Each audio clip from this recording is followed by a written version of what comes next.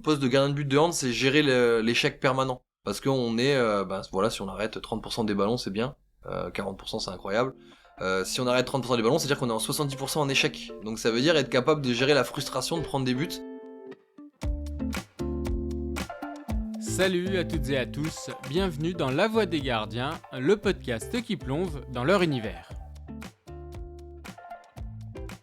Pendant la saison 1, mes 10 premiers invités se sont livrés avec sincérité et bonne humeur sur leur carrière, avec des anecdotes, des confessions et même parfois des conseils. La saison 1 s'est concentrée sur le football, mais la famille des gardiens est bien plus vaste et réunit plusieurs sports. Nous le verrons dans cette nouvelle saison.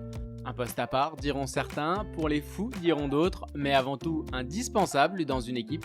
Et c'est pour ça que j'ai voulu interroger les spécialistes du poste. Si vous découvrez cette série d'entretiens grâce à cet épisode, la saison 1 vous attend. Pour la réécouter, on se retrouve sur les plateformes d'écoute et sur les réseaux sociaux. Bonne écoute! Et pour lancer cette saison 2 de La Voix des Gardiens, nous changeons de sport mais pas de poste. Nous recevons l'un des meilleurs dans sa discipline. Ses performances et son palmarès parlent pour lui. 19 titres en club, dont une Ligue des Champions, et les JO, les championnats d'Europe et les championnats du monde en sélection. Il est rare dans les médias mais il a accepté de se livrer. Bonjour Vincent Gérard. Bonjour.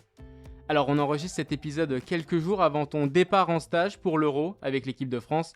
L'équipe de France, c'est une part importante de ta carrière, on en parlera, mais également de ta formation dans un pôle espoir particulier pour les gardiens en Alsace. Et surtout ce qui m'a toujours marqué, et encore plus à Saint-Raphaël, là où j'ai pu te suivre pendant une saison en te voyant jouer tous les matchs, le duel que tu instaures avec le tireur. Mais la première question, et on va faire le lien avec la première saison du podcast, c'est par rapport au gardien de but. Quelle est ta relation, quelle est ta vision du gardien de but en football ?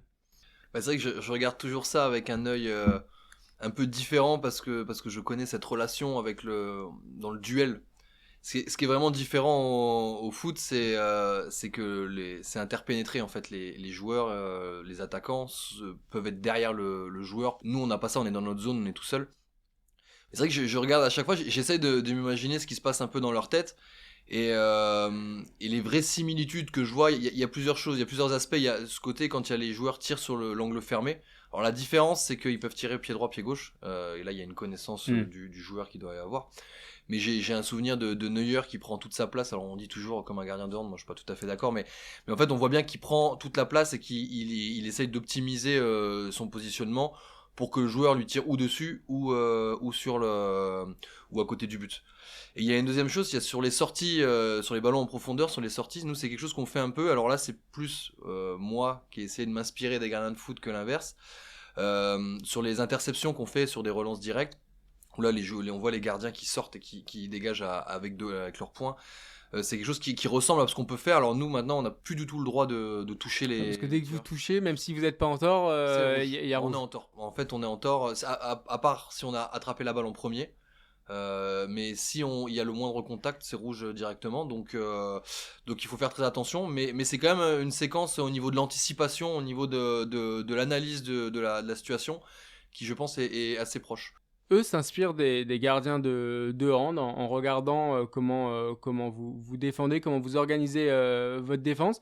Est-ce que toi, tu t'inspires d'autres sports pour le poste de gardien en handball ? Est-ce qu'il y a des sports qui t'inspirent, sur lesquels que tu peux prendre certaines choses ? Il y a plusieurs choses. Il y a cet aspect mental qui est là dans tous les postes de gardien. Un gardien de foot, c'est encore pire qu'un gardien de hand parce que il peut ne rien avoir à faire pendant 85 minutes. Et il doit rester concentré parce que s'il prend un but, c'est fini. Nous, on a l'avantage, ça peut être un avantage, c'est d'être sollicité toutes les minutes, ou toutes les 30 secondes. Et prendre un but, ça peut ne pas être rédhibitoire, puisque on pourra faire des arrêts derrière. Un but pour un gardien de foot, c'est quelque chose qui est quand même extrêmement impactant sur le score du match. Je connais pas suffisamment le hockey, c'est vrai que je regarde et au niveau du positionnement, le hockey peut ressembler au hand dans le sens où... il faut aussi prendre le maximum de place, il faut boucher les angles, et il y a une réflexion stratégique sur le positionnement. Mais c'est surtout cette dimension-là d'impact sur une action. Vraiment, il y a un moment où il faut être performant, alors encore plus peut-être au foot qu'au hand, mais il y a un moment où il faut être performant et il faut surtout rester très concentré, et c'est peut-être là le plus dur. Dans la première partie du podcast, dans la première saison, j'échangeais avec un formateur du pôle espoir foot par contre, et lui il réfléchit sur le poste et l'évolution du poste, il disait que lui l'évolution du poste de gardien au foot dans l'avenir, ça sera de s'inspirer du hand par rapport aux situations dynamiques. Au foot, il y a les moments où ils mettent un mur sur les coups francs, mais lui, ce qu'il imagine à l'avenir et ce qui va prendre de plus en plus d'importance, c'est de plus en plus lier le gardien de foot avec le défenseur de foot. Comment vous, par exemple, sur des tirs lointains, tu t'organises avec ta défense pour vous partager le but? Comment ça se passe? Je me suis toujours posé la question de savoir comment ça se passait au foot, parce que quand on voit par exemple, on voyait Thierry Henry là qui débordait, qui faisait son intérieur du pied droit là, puis qui faisait un grand enroulé, et je me disais il le fait tout le temps. Pourquoi le gardien quand il arrive, il anticipe pas, il se met pas 2 pas plus à gauche. Alors après forcément les tirs peuvent changer, mais c'est vrai que nous il y a 2 choses, il y a l'analyse avant le match du tireur, donc de savoir dans quelle situation ce qu'il aime faire et dans quelle situation il aime le faire. Et il y a l'analyse proche pendant le match, c'est-à-dire j'arrive à voir mon défenseur et j'arrive à voir quel côté il voit. Donc en fait moi je suis derrière lui et encore une fois c'est peut-être plus facilement parce qu'il y a cette zone donc Ouais. mais je suis Il est derrière pas lui. il est pas juste devant toi, il y a 5-6 mètres Oui voilà ouais. de Et puis je vision. sais qu'il peut pas reculer donc ça limite ses mouvements. J'arrive à analyser et après je le connais. Donc je sais est-ce qu'il aime sauter droit, est-ce qu'il aime sauter sur le côté, est-ce qu'il aime lever les bras, un bras, 2 bras. Et donc il y a le travail et il y a pendant l'action, je vois ça. Et donc c'est vrai que par rapport au foot, encore une fois, si on reprend le mec qui se met sur son pied droit et qui ouvre le pied, est-ce qu'il n'y a pas tout intérêt à se dire là il y a le défenseur, la balle elle va passer, il va essayer de l'enrouler à la deuxième poteau. Sauf que des fois on le voit, les buts, la balle elle passe entre les jambes, la balle elle est contrée, la balle elle peut être déviée par un mec qui est encore derrière que tu vois pas arriver, donc c'est quand même c'est un peu différent. Et moi j'aimerais bien me mettre dans le mode de travail, alors pas le travail technique, parce que là je pense qu'il y a quand même des grosses différences, parce que par exemple les gardiens de foot plongent pied gauche pour aller à leur gauche, alors que nous on nous apprend à pousser pied droit pour rester droit, ce qui est quand même très différent. Mais je me suis toujours demandé l'analyse avant les matchs. Ouais. Du tireur, de tous les tireurs, de toutes les possibilités. C'est vrai que nous, enfin alors en tous les cas moi, quand je commence un match, je sais ce que je vais faire parce que j'ai analysé les tireurs avant et je sais comment mon match va être construit. Et il est rare que je prenne un but sans l'avoir vu avant. Ça veut pas dire que je n'arrête pas tous, c'est impossible. Mais je sais que je l'ai déjà vu parce que le joueur l'a déjà fait. Et j'aimerais bien savoir comment ça se passe au foot, si c'est comme ça ou si c'est vraiment que de la lecture. Un bon gardien de handball en 2023, qu'est-ce que c'est? C'est compliqué parce que le jeu a beaucoup évolué. On est sur des situations où il y a beaucoup plus de buts, il y a beaucoup plus de tirs à 6 mètres. C'est quelqu'un qui est capable d'être impactant au bon moment déjà. Et c'est quelqu'un qui est capable de maîtriser ses émotions. Le poste de gardien de but de hand, c'est gérer l'échec permanent. Parce qu'on est, voilà, si on arrête 30% des ballons, c'est bien. 40% c'est incroyable. Si on arrête 30% des ballons, c'est-à-dire qu'on est en 70% en échec. Donc ça veut dire être capable de gérer la frustration de prendre des buts. C'est aussi quelqu'un qui est beaucoup plus complet qu'avant. Avant, il fallait faire des arrêts. Maintenant, être capable de courir vite pour relancer le ballon, pour pouvoir jouer un contre-attaque. Si on prend un but et qu'on est capable de renvoyer directement et de marquer un but dans la foulée, ça fait plus 1-1 et c'est bon, t'as gagné ton truc. Ça annule le but. Si t'es capable de faire des relances très précises comme peut le faire Rémi Desbonnets, même si tu fais un peu moins d'arrêts, t'apportes beaucoup plus de buts à ton équipe. Si t'es capable de faire des interceptions, ça annihile complètement une action de but. Si avec ce jeu à 7 là, dont je suis pas du tout fan, si t'es capable d'enchaîner les sprints sans être fatigué et que sans s'amuser à ta performance, c'est aussi quelque chose qui compte. Donc il y a plein de facettes, il y a plus que faire des arrêts. Pour l'instant, c'est pas encore, je pense, suffisamment mis en valeur dans les statistiques. Et c'est aussi être capable de pouvoir avoir une gamme de jeux qui permettent d'avoir un impact sur toutes les phases de jeu. Là, tu parlais de prendre un but, c'est un échec et un gardien de hand est entre guillemets 70% de son match en échec. Comment on passe à l'arrêt d'après rapidement? Comment on switch pour rester dans son match et des fois il peut y avoir 4-5 buts d'affilée, quoi. Ouais, c'est tout l'enjeu. C'est vraiment tout l'enjeu du poste. Je vois mon fils le plus grand, il a 10 ans, et là il oscille, des fois il est dans les buts, des fois sur le terrain. Et je le vois quand il prend 3-4 buts de suite, il commence à baisser la tête. Et ça, on le voit de là jusqu'à moi, jusqu'au tous les gardiens, parce que c'est compliqué. Donc Il faut vraiment s'instaurer une routine et se dire que le but il est pris, de toute façon ça sert à rien d'y repenser, et c'est toujours plus facile à dire qu'à faire. Et il faut repartir de l'avant à chaque fois en disant je vais avoir un impact sur le tir d'après. Et après c'est la solitude du gardien de but. Quand j'en parlais, moi j'essaie d'aller voir le deuxième gardien qui doit être un vrai soutien. Là peut-être qu'il y a un vrai écart avec le foot, c'est-à-dire qu'on est deux gardiens qui peuvent rentrer à n'importe quel moment, mais le deuxième, celui qui est sur le banc, il doit être là en soutien, que ce soit moral ou tactique. Et donc, j'essaye d'aller toujours aller discuter avec lui pour des fois dire trois bêtises, mais surtout pour des fois aller chercher un peu d'aide, aller chercher, voilà, pense à, t'as pris ça, pourquoi tu l'as pris? Parce que tu peux comprendre pourquoi t'as pris le but, est-ce que j'ai les jambes trop écartées, est-ce que je suis trop, est-ce qu'il y a plein de raisons. Et après, pense, le tir d'après, il sait faire ça aussi, ou alors lui il a pas tiré. Et donc en fait, essaye de meubler ces 30 secondes, 40 secondes où tu vas être tout seul, pour pas être tout seul sur le terrain à dire putain j'ai pris le but et puis je suis con, et puis non, bam, on enchaîne et je vais voir l'autre, et on repart et on construit notre match comme ça. C'est en partie pour ça que vous discutez à chaque moment de possession pour votre équipe, parce que c'est vrai que quand on regarde un match de hand, on voit les gardiens, on se demande si on est novice, on se demande pourquoi, qu'est-ce qu'ils peuvent se raconter, qu'est-ce qu'ils peuvent se dire.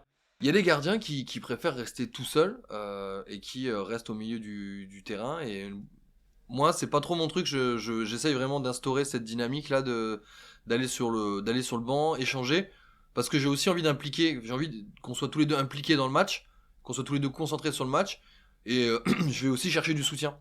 Donc c'est vraiment ma routine pour faire en sorte que le match se passe le mieux possible et que j'ai pas besoin de ressasser. C'est ça qui est dur. Et alors après, au contraire, des fois, quand ça se passe bien, justement, tu vas le voir et il te dit attention, c'est bien, mais par contre reste concentré, pars pas dans l'euphorie. En fait, il doit être un peu régulateur de tes émotions, le deuxième gardien. Comme pourrait l'être un entraîneur de gardien, mais là c'est le deuxième gardien qui a aussi ce rôle. Ouais, moi je préfère que ça soit le deuxième gardien, parce que il vit le truc. Alors l'entraîneur gardien chez nous en équipe de France, il est là avant le match en préparation. À la mi-temps, il fait un bilan. Il peut être en soutien dans les tribunes sur des petits gestes et des choses comme ça. Mais c'est vrai que je préfère que ça soit sur une période qui est définie, c'est-à-dire début du match, mi-temps, et puis s'il y a un besoin ponctuel. Mais les consignes, je pense qu'elles passent plus clairement avec le deuxième gardien. Enfin, en tous les cas, je préfère. C'est important d'avoir un binôme avec qui on s'entend bien ou... Oui, carrément. C'est important dans le sens où on sait, dans une compétition ou dans un championnat, qu'il y aura toujours besoin des deux gardiens. Ça n'existe pas, c'est peut-être arrivé une fois, mais ça n'existe pas que quelqu'un fasse tout du début à la fin. Et donc du coup c'est important que ça se passe bien, c'est important qu'on n'ait pas l'impression que le deuxième gardien, enfin que les deux gardiens se tirent dans les pattes, c'est parce que forcément c'est logique, hein. Quand il y en a un sur le terrain, l'autre il est sur le banc, donc t'es en concurrence permanente. Mais que à partir du moment où les rôles ont été définis, on passe à autre chose et on fait au mieux pour sur cette période donnée être performant. Et comment on fait, qu'est-ce que je peux donner moi, qu'est-ce que tu peux donner toi, et comment on fait pour que ça se passe bien.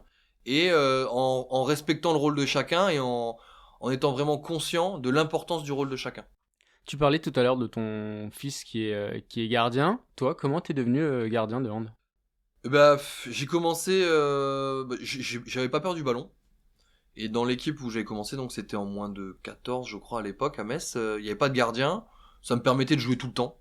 J'aime beaucoup jouer, j'aime pas trop être sur le banc, donc ça me permettait de jouer tout le temps, ça me permettait d'avoir un vrai impact. Gardien de but, il a un vrai impact. Alors, quand tu perds, t'es souvent le responsable de tous les maux de la terre, mais quand tu gagnes, t'es aussi souvent le roi, quoi. Donc, t'as une vraie responsabilité qui m'a plu. Ça s'est plutôt bien passé dès le début. J'étais plutôt performant, donc j'ai continué là-dedans.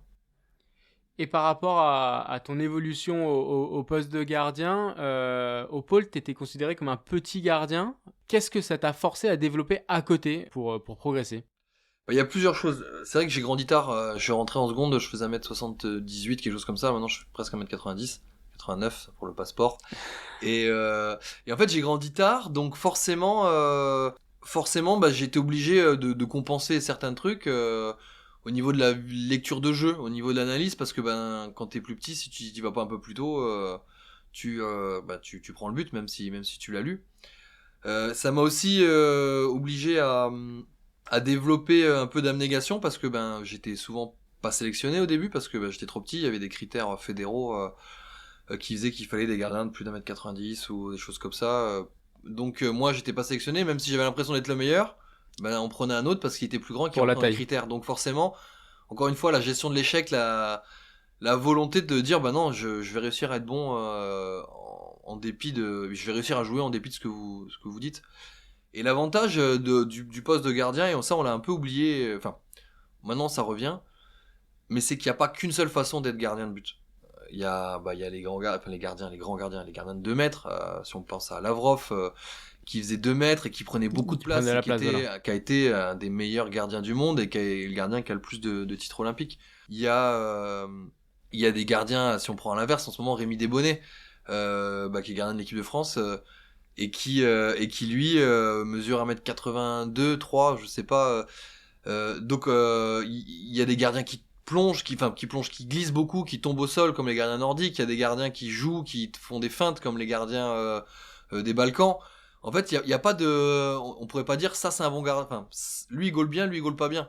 Le but du jeu c'est d'arrêter le C'est ballon d'être après. efficace après. Mais il y a tellement, il y a plusieurs écoles et il y a plusieurs morphotypes que c'est quand même intéressant pour chacun. On peut pas arriver en disant bah toi tu seras jamais gardien parce que tu fais pas 1m95 ou toi tu seras jamais gardien parce que bah tu fais 110 kilos. Non, ça marche pas comme ça. C'est le but du jeu, c'est d'être efficace et il y a possibilité de trouver des façons d'être efficace pour tous les gabarits. Tu parlais de la formation au pôle espoir en Alsace. Il y a eu toi qui a été formé, il y a Michael Robin, Thierry Meyer. Qu'est-ce qui se passe dans ce pôle espoir? Alors Thierry a été formé un peu avant, pas par les mêmes personnes. Mais si on reprend un peu plus tard, il y a Mickey Robin, il y a eu moi, il y a eu Valentin Kiffer, le fils de Jean-Luc Kiffer. En fait, moi je suis arrivé au pôle, ça devait être en 2001, 2000, je sais plus, ça comment, 2001 ou 2000, ouais 2001 on va dire. Et il y avait Jean-Luc Kiffer qui venait d'arrêter il y a peu de temps sa carrière en Bundesliga et qui voulait s'investir dans créer une école de gardiens. Et donc qui, rémunéré mais pas à la hauteur de ses compétences, s'est investi énormément. Et on avait un entraînement spécifique gardien toutes les semaines. Chose que maintenant on développe, mais pas forcément par un spécialiste gardien. Là c'était vraiment quelqu'un qui avait été formé en plus par Branko Karabatic, que j'ai eu ensuite à Montpellier. Et donc en fait il y a eu vraiment une école ou une prise en compte de l'importance du positionnement du gardien de but et une vraie volonté pendant 1h30 toutes les semaines, les joueurs étaient au service des gardiens et pas l'inverse. Ce qui fait que forcément tu développes beaucoup plus les potentiels. Après bah forcément t'as les joueurs ou t'as pas les joueurs, il y a les gardiens qui peuvent être performants ou pas performants, mais t'as quand même un paquet de gardiens qui sont passés par Strasbourg. Et ensuite avec cette école de Montpellier, c'est la même, hein, Jean-Luc Kiffer, Branko Karabatic, c'est la même école, c'est le même style. Et à Montpellier actuellement, bah Charles Bolsinger, Rémi Desbonnets, Samir Belhassen et moi, on est tous les 4 passés par Montpellier et par cette école-là et cette prise en compte de l'importance du gardien de but. Qu'est-ce qui était novateur dans les manières d'entraîner? C'était de passer du temps déjà, ou alors il y avait des spécificités propres à Jean-Luc Kiffer? Bah, Jean-Luc, il est alsacien et il a joué en Allemagne, donc il est très carré, quoi. Et c'est vrai qu'il y a la répétition des mouvements, et encore maintenant, quand je le vois en équipe de France, ou quand je suis allé le voir là récemment, il y a 10 jours, bah, tu répètes les choses, tu répètes ton positionnement pour que ton corps, ton cerveau, il ait plus besoin de réfléchir au moment où tu fais ta parade. Donc, en fait, on était là et on travaillait tous les aspects du jeu, que ce soit les tirs de l'aile, les tirs à 6 mètres, mais en répétant le positionnement. Et puis quand c'était pas bon, on en refaisait, puis on refaisait. Et en fait, il y a peut-être un peu moins la notion du jeu, mais il y a la notion de la rigueur du placement et la rigueur de ton positionnement de tes mains. Tes mains sont trop basses, on recommence. Là, pourquoi t'es trop à ton poteau? Ton pied il va trop loin. Et donc il y avait cette répétition et cette prise en compte de si c'est important. T'es mal placé, c'est important. C'est pas parce que t'as fait l'arrêt que c'est bien. Tu fais l'arrêt, Branco avait coutume de dire, moi je vois que t'arrêtes le ballon, faut que tu partes du bon côté. Bah, ok, donc et il y avait ce truc là de répéter le positionnement, d'être bien droit et de pas faire n'importe quoi dans les buts. Nouvelle séquence de ce podcast pour la saison 2, c'est la question d'un proche. Donc c'est un proche qui te pose une question et après je te laisserai y répondre. J'avais en tant qu'enfant et après j'ai eu en tant qu'adulte. Comment il a vécu les 20 ans entre la formation et quand je l'ai eu en équipe de France. On se retrouve nouveau Et lui, en tant que meilleur gardien des JO, je veux dire, ouais, ça m'a bluffé, ouais. Ça fait bizarre. Ouais, c'est Jean-Luc. Bah, donc, on entend, on entend son accent légèrement alsacien. C'est vrai qu'il m'a connu enfant, bah voilà, je sais pas, en seconde, 13 ans, 14 ans, je sais pas exactement. Et on a bossé ensemble donc pendant ces 3 années-là. C'est aussi une des raisons en terminale où tout le monde est reparti un peu dans leur lycée d'origine et moi je suis resté à Strasbourg pour ces séquences-là, pour être avec lui. Et après on n'a pas rebossé ensemble, mais comme je t'ai dit, je suis parti sur Montpellier. Il y a eu cette transition avec Branco qui, pareil, m'a fait bosser dans la même, enfin c'était la même lignée quoi. Et on est toujours resté en contact, alors parfois un peu plus lointain, parfois un peu plus proche, mais il y a toujours eu moi, en tous les cas, dans ma façon de fonctionner, en tête ce qu'il disait. En fait, ça m'a vraiment positionné en tant que gardien de but. Le gardien de but que je suis là actuellement, bah, il a mis les bases, de tout ce que j'ai fait depuis toujours. Et après, quand l'équipe de France a souhaité incorporer un entraîneur gardien, c'est vrai que on nous a demandé si on connaissait des gens et moi j'ai parlé de Jean-Luc et il s'est tout de suite très bien fondu dans ce staff et dans cette rigueur de travail. Il en peut plus quand on finit les compètes, il est épuisé parce qu'il fait de la vidéo, il bosse, il arrête jamais. Et forcément la relation était un peu différente puisque bah, j'étais plus l'enfant mais j'étais quand même le gardien que je suis devenu, mais avec ce respect du travail et ce respect de la façon dont il fallait faire bosser et cette volonté de me faire bosser encore et encore, d'améliorer des détails et c'est vrai que des fois c'est dur hein, quand tu bosses et que t'entends dire non c'est de la merde. T'as envie de lui dire, Jean-Luc, il n'y a pas grand monde qui a le droit de me dire c'est de la merde, enfin, en plus sec comme ça, où là, il y a 15 jours, on y était comme ça, et il y avait mon frère à côté, et puis il dit un truc du genre, on dirait un enfant, et il me parle, tu gaules comme un enfant, et toi, t'étais pris un peu dans ton ego, t'as envie de le dire quand même, mais en fait, il y a ce respect mutuel de ce qu'on a réussi à accomplir, et c'est vrai que de commencer en 2001 ensemble et en 2021, 20 ans après, d'être champion olympique tous les deux, c'est un truc qui est incroyable et on n'aurait pas pu rêver mieux. Et c'est vrai que j'essaye à chaque fois vraiment je lui rends hommage parce qu'il m'a bâti en tant que gardien de but. À quel moment dans ta carrière t'as commencé à comprendre que ça pouvait devenir sérieux? Ma carrière, elle, c'est toujours. J'ai jamais rêvé trop haut, j'ai toujours rêvé étape par étape. J'étais à Metz en moins de 18, je me suis dit, moins de 18 champion de France, ça pourrait être bien. En moins de 18, j'allais voir la N3 qui jouait, il y avait mon père qui jouait en N3, et je me dis, je pense que je pourrais y arriver, donc c'était réaliste. Après une année en N3, je voyais la D2 qui jouait, je me dis, bah pourquoi pas, enfin, je veux dire, ça me paraît pas. Et à chaque fois, étape par étape, donc en fait, ça a toujours été sérieux dans ma tête. Sauf que la notion du sérieux, elle a augmenté petit à petit jusqu'à l'équipe de France. Est-ce que le fait d'avoir été surclassé quand t'étais jeune, ça t'a servi et ça t'a fait grandir plus vite? C'est marrant, c'est une question qu'on pose souvent. Je pense il y a plusieurs choses. Surclassé, ça a une utilité si on domine, il y a un intérêt, il y a plus d'intérêt à jouer avec les gens de sa catégorie. Il faut pas être surclassé pour dire oui, moi je suis surclassé ou mon fils il est surclassé, c'est très bien. Ça a un intérêt si en dessous en fait l'enfant s'ennuie. Stagne ou... Ouais. Par contre, là où il faut faire attention, c'est de pas surclasser, de pas mettre en danger, parce que physiquement l'écart il peut parfois être un peu important. Et par exemple, pour jouer en senior, il faut être prêt et euh, et on le voit, on l'a vu par exemple en D1, il y a des joueurs qui ont fini blessés parce qu'ils avaient beau être des très bons joueurs de jeunes ou même de N3 ou de N1. Dans les duels Dans ou... les duels, c'est dangereux. C'est dangereux de jouer contre un mec qui te rend 20 kilos et qui fait de la muscu et qui va pas se retenir. Donc il faut toujours faire attention. Par contre, ça permet d'acquérir de devoir encore une fois chercher quelque chose d'autre, puisque si t'es moins costaud, si tu tires moins fort, alors moi si t'es plus petit, si tu dois aller chercher autre chose, tu dois aller comprendre ce qui fonctionne, et ça te permet peut-être de progresser plus vite. Mais il faut que ça soit fait à bon escient et pas juste pour dire il est surclassé, c'est très bien. Je le disais dans la présentation, tu as gagné 19 titres en club et en sélection, en équipe de France, tu as tout gagné. Les championnats d'Europe, les championnats du monde et les JO. Comment on apprend à gagner? C'est surtout comment on apprend à continuer à gagner. Tu peux, je vais pas te dire gagner une fois c'est facile, c'est pas vrai. Mais c'est surtout de se dire, c'est un truc qui rentre dans ta tête et tu te dis, t'as conscience que tu peux gagner. Tu peux gagner des matchs, tu peux gagner des tournois et tu commences une compétition en se disant on va gagner. C'est quasiment ça le plus dur parce que quand personne t'attend, gagner une fois, c'est un peu comme un joueur ou enfin comme un gardien. C'est pas très dur d'être bon quand t'as du talent, d'être bon pendant 6 mois, même pendant un an.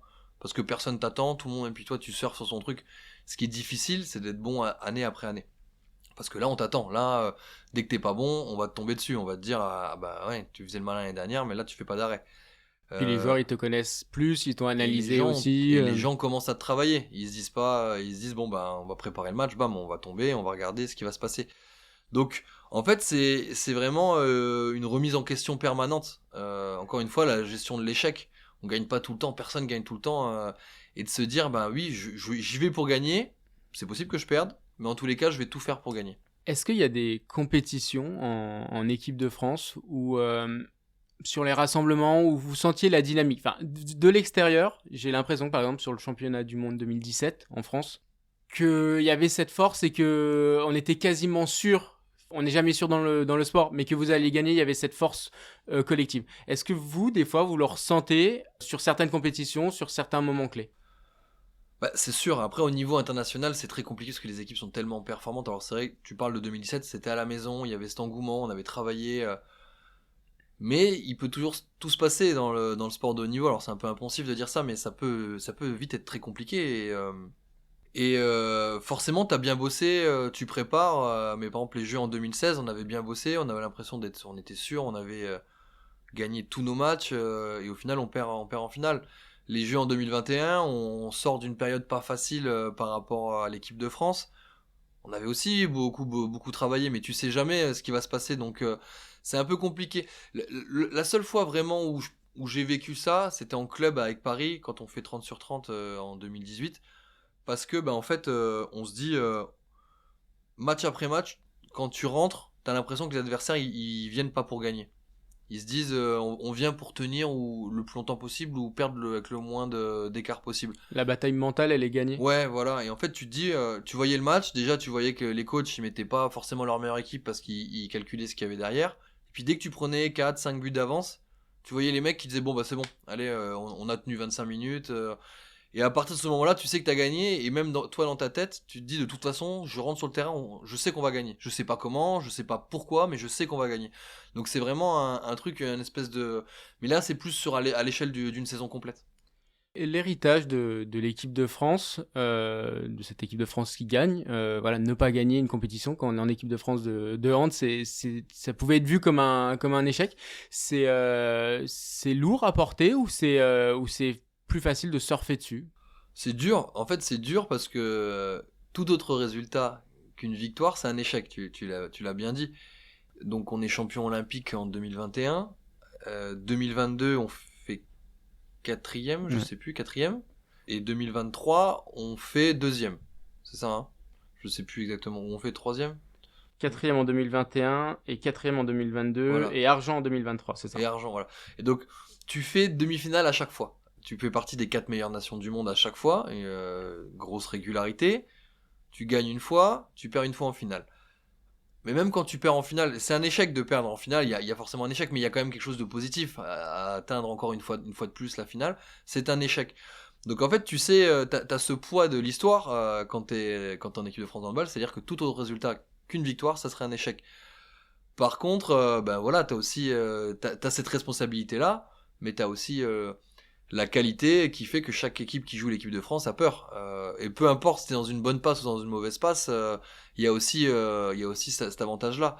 Mais c'est vrai que c'est compliqué parce que t'as pas le droit à l'erreur, mais t'as pas le droit à l'erreur du tout. C'est-à-dire que effectivement, tu te fais éliminer en quart de finale, c'est un échec.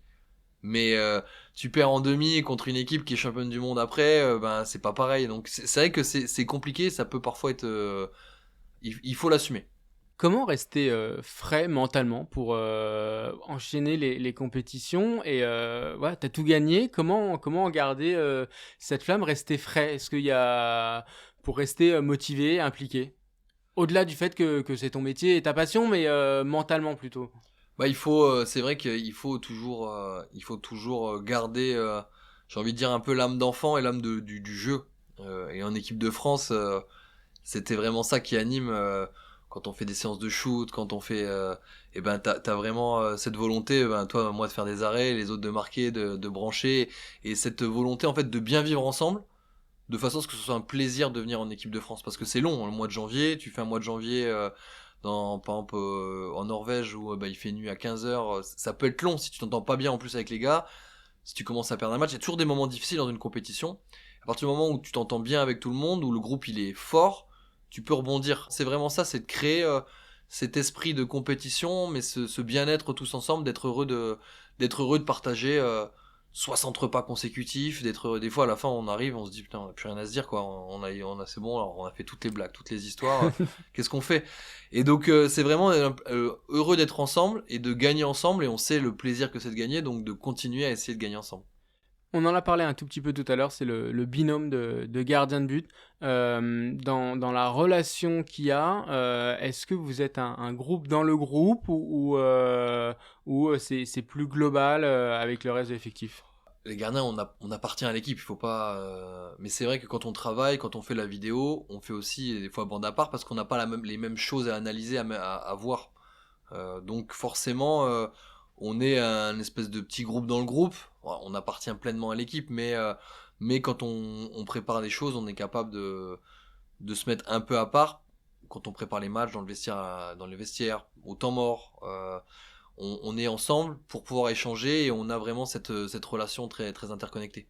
La vidéo, elle est devenue essentielle dans le hand. Ouais, oui, oui. Enfin, en tous les cas, pour moi, encore une fois, il n'y a pas.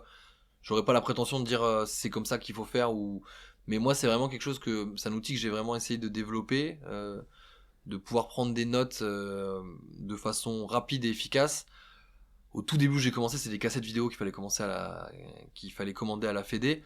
Maintenant, on a la chance d'avoir des logiciels où tout est chargé, on a des analystes vidéo qui nous séquencent les images, donc ça prend beaucoup moins de temps, on est capable de voir, j'essaye avant chaque match, moi, de regarder 4 matchs complets, donc les 200-250 tirs, et d'être capable de prendre des notes, de synthétiser pour que ça soit clair et que ce soit pas fouillis. Ça m'a demandé un vrai travail au début pour analyser ce que j'étais capable de prendre, ce qu'il fallait prendre, et de pouvoir le faire dans un temps qui est quand même restreint, parce que ben, si tu prends une compétition internationale, tu joues tous les 2 jours, donc si tu dois passer une demi-journée à tout analyser, ben, ta tête elle explose à la fin, donc en général ça prend, on va dire, moi, une fois que les matchs sont séquencés, ça va me prendre 1h30, j'essaye que ça me prenne pas plus d'1h30, entre 1h et 1h30 d'analyse pour pouvoir analyser les tirs d'après. Et donc, tu as des points d'analyse, c'est ça? Sur chaque tireur, tu as des points de repère, des choses que tu regardes sur chaque tireur? En fait, j'essaye de comprendre pourquoi un tireur tire là. Et en fait, j'essaye de voir, est-ce que ça dépend de sa course, est-ce que ça dépend du moment du match, est-ce que ça dépend de la position de son bras, est-ce que ça dépend de s'il est fatigué, est-ce que ça dépend de s'il est touché, est-ce que ça dépend de... En fait, j'essaye de développer, d'analyser les critères pour pouvoir les ressortir après en match. Ça sert à rien d'analyser est-ce qu'il a mis son pied comme ça, c'est des trucs que je pourrais pas voir. Ouais. Donc ça sert à rien, même si c'est la raison, en fait, il faut l'effacer parce que je peux pas regarder un pied quand un mec tire à 9 mètres. Mais si je suis capable de voir que quand le mec il est touché, il a plus tendance, il va recroiser, ça c'est quelque chose, c'est un critère que je suis capable de voir. Donc en fait, il y a deux parties, il y a la partie analyse, et après il y a la partie est-ce que je suis capable de le voir pendant le match pour pouvoir faire ma parade de façon adaptée.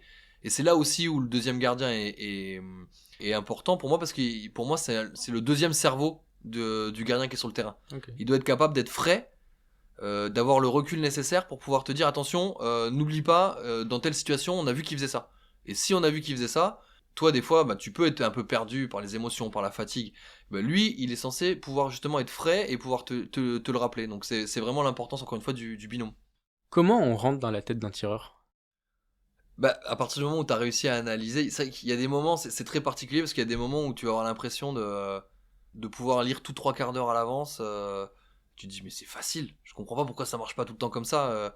Et bah, si on prend l'exemple, je sais pas moi, Rémi Desbonnets en quart de finale contre l'Allemagne, il arrête tout et puis il y va, puis au bout d'un moment, et tu te dis ben les tireurs, ben, ils sont perdus parce que eux aussi ils ont l'impression de faire tout ce qu'ils peuvent et d'être pas capables de marquer un but. et de se dire et en fait il y a ce timing, il y a cette notion de timing quand on est capable de partir au moment où le geste est enclenché, il peut plus changer mais la balle est encore dans la main.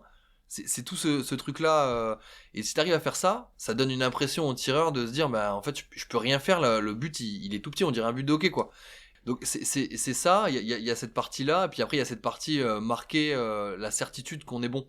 Moi ce que j'essaie souvent d'expliquer c'est de dire il faut jamais montrer qu'on doute. T'as le droit de douter parce que tout le monde doute. Par contre, faut pas le montrer. Faut pas le montrer pour tes coéquipiers parce que tes coéquipiers ils doivent penser que toi t'es toujours serein. Mais tu dois pas le montrer aux adversaires non plus parce que si tu montres un peu de faiblesse à tes adversaires, eux, ils vont se dire bah oui, je vais tirer. Et moi des fois j'essaie de lire ça, de me dire en face, je vois le gardien en face, j'ai été à sa place. Je sens qu'il veut montrer du courage, mais je sens que dans sa tête ça doute et que là par contre il faudrait peut-être insister un peu plus. Ouais. C'est compliqué à faire, mais et donc du coup moi le but du jeu c'est même quand je fais pas d'arrêt, bah de dire non, si t'as pas fait d'arrêt, des fois tu dis au tireur, oh, t'as eu de la chance. Toi tu sais qu'il a pas eu de la chance, qu'il a bien tiré. Mais lui dire, peut-être ça va le faire se dire, pourquoi il dit que j'ai eu de la chance, j'ai l'impression d'avoir tiré facilement. Et en fait de tout ce petit jeu-là psychologique, d'essayer de faire croire à l'adversaire que quoi qu'il se passe, en fait s'il marque c'est parce que c'est de ma faute, parce que il m'a manqué un petit truc, mais c'est pas parce qu'il a bien tiré. C'est le duel que tu instaures avec le tireur. Ouais, il y a C'est complètement... mental là. Bah, c'est complètement mental. Il y a cette partie-là. Il y a tout ce que tu as travaillé avant qui doit être mis en place et donner l'impression, voilà, encore une fois, de certitude et de se dire si tu veux marquer, il va falloir que tu tires fort dans un coin. Et encore, si tu fais ça, peut-être tu vas marquer, mais c'est pas dit. Et que le mec se sente obligé. Et des fois, tu te dis, mais pourquoi les. Et là, encore une fois, c'est difficile de le prendre en compte dans les stats. Pourquoi les mecs qui tirent à côté?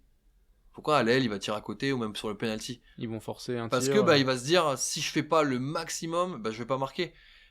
Et donc à partir de ce moment-là, bah, ça compte pas comme un arrêt au hand. Le gardien l'a pas touché.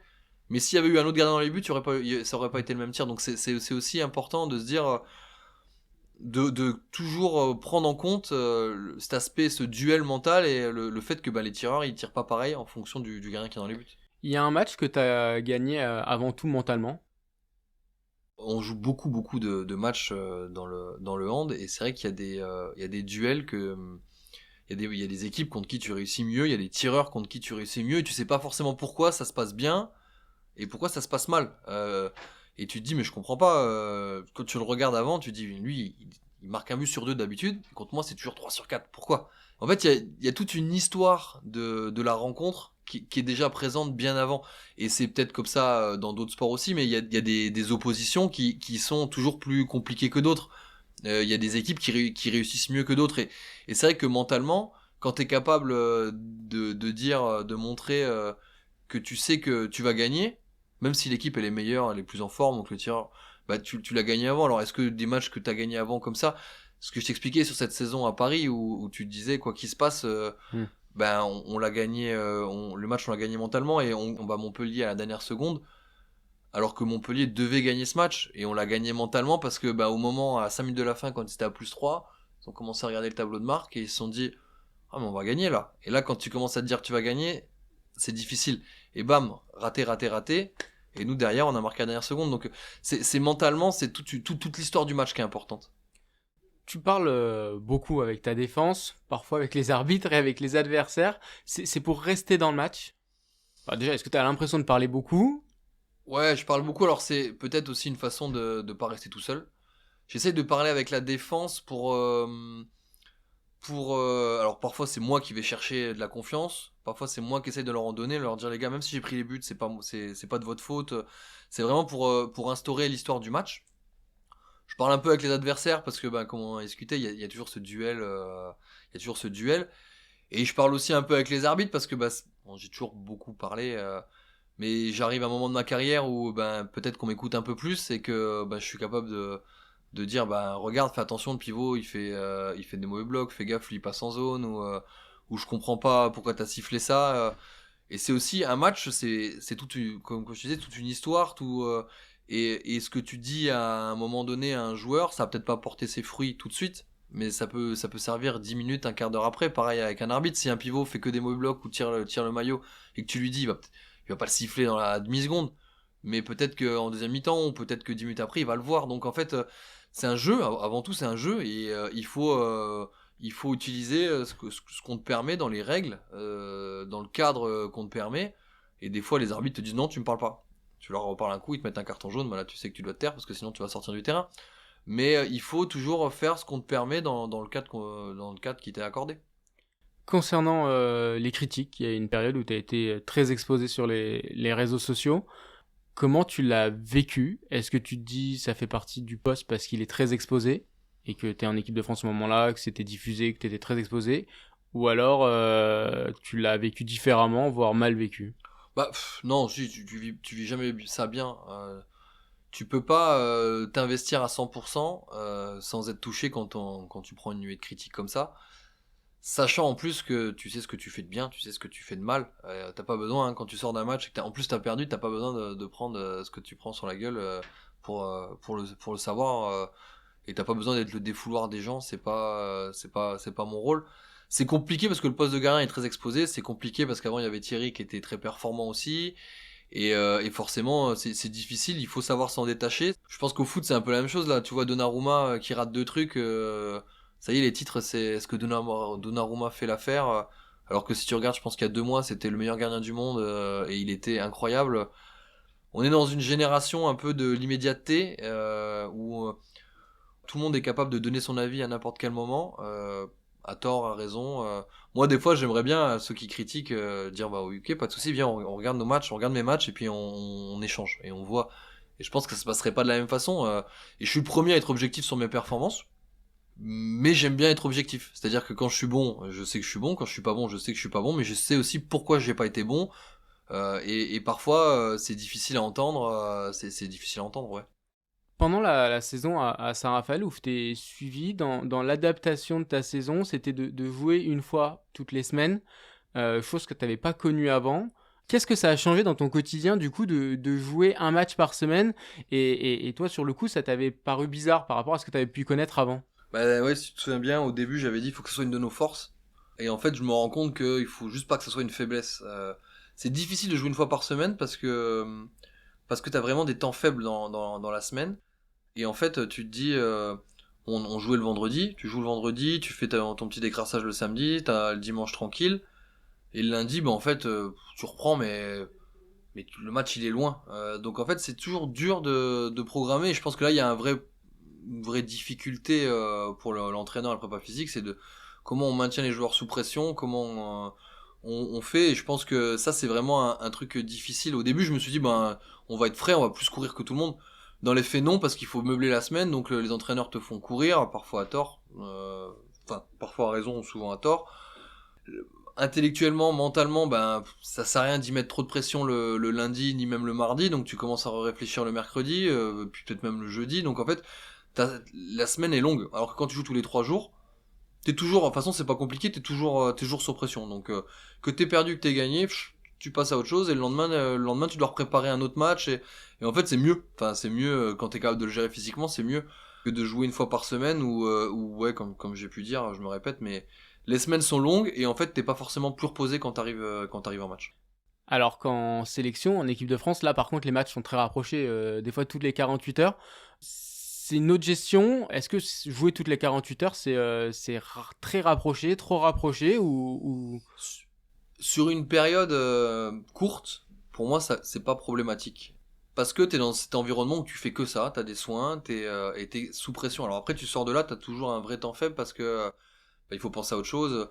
Mais tu sais quand tu rentres là-dedans que pendant 15 jours, et ça c'est aussi une différence avec les gens qui ont l'habitude de jouer qu'une fois par semaine, et une différence entre le club et l'équipe nationale, ça change en fait. Tu vas préparer ton match, tu vas te reposer, tu vas dormir, tu vas repréparer ton match, tu vas jouer, et t'enchaînes. Et ça demande vraiment une expérience de la compétition.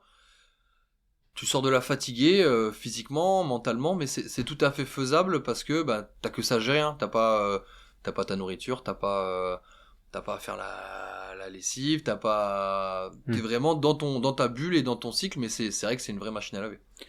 On est fin janvier quand cet épisode sera diffusé. C'est encore la période des vœux. Qu'est-ce qu'on te souhaite pour cette année 2024 ? De bien finir cette saison avec Kiel et puis que les Jeux Olympiques se passent de la meilleure des façons, d'y participer déjà et puis d'aller au bout ou d'aller le plus loin possible. avec une belle médaille. C'est dans un coin de ta tête? Ouais, forcément, les Jeux Olympiques en France, tu te dis, c'est un rêve de jouer devant ton public, devant tes amis, devant ta famille, dans une salle, d'abord à Paris, puis ensuite à Lille, ça va être incroyable. Donc il faut que ce soit dans un coin de ma tête, sachant qu'il va encore se passer beaucoup de choses avant. Merci Vincent. De rien. On va passer au face-à-face.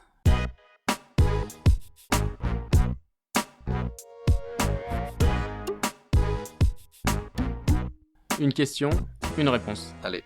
Ton modèle quand tu étais jeune? Thierry Omeyer et Henning Fritz. Ton plus bel arrêt? Mon plus bel arrêt, c'est compliqué.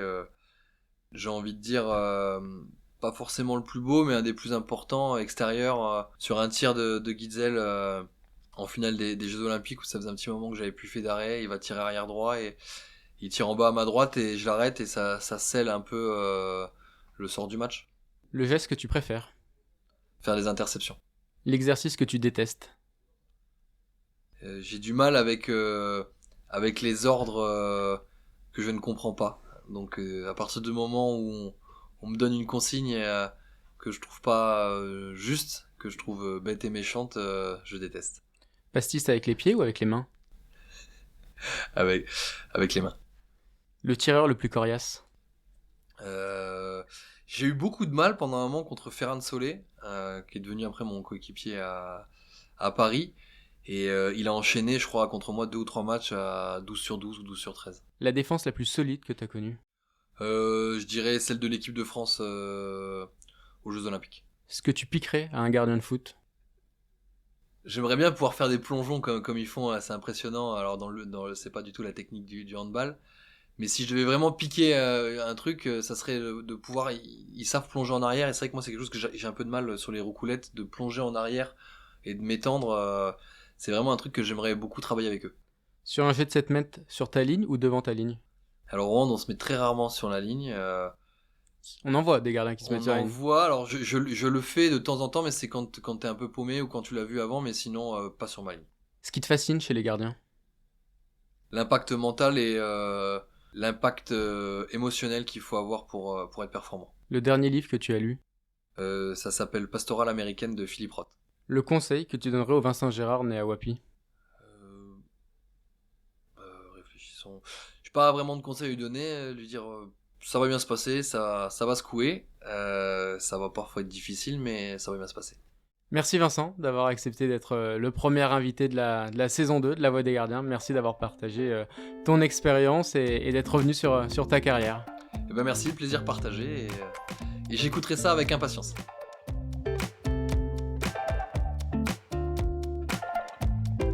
Merci à vous également de nous avoir écoutés. J'espère que l'épisode vous a plu. Si c'est le cas, je vous laisse également découvrir les 10 premiers invités de la saison 1.